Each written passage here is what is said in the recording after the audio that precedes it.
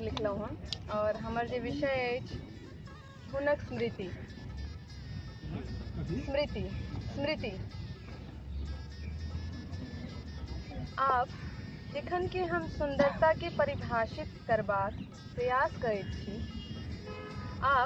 जखन कि हम सुंदरता के परिभाषित करबाक प्रयास करैत छी तऽ नहि जानि कियाकि हृदय में हमर मात्र हुनक स्मृति विचरऽ लगैत अछि।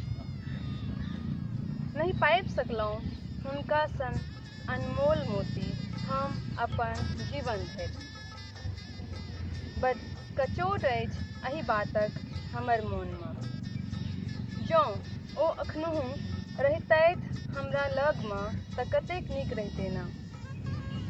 अखनहुँ जखन मोन पड़ैत अछि हुनक ओ प्रेमाभिव्यक्ति के गपशप तऽ अनायासे हमर दिन परिवर्तित भऽ जाइत अछि रातिमे आ राति परिवर्तित होइत रहैत अछि दिनमे।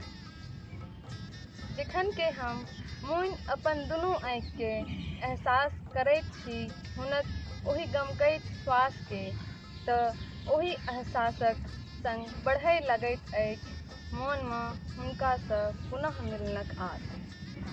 आ संगहि मोन पड़ैत अछि हुनक हमरा पर अधिकार जतेनाइ कि तखने टूटि जाइत अछि हमर मोनक ई सुन्दर भ्रम।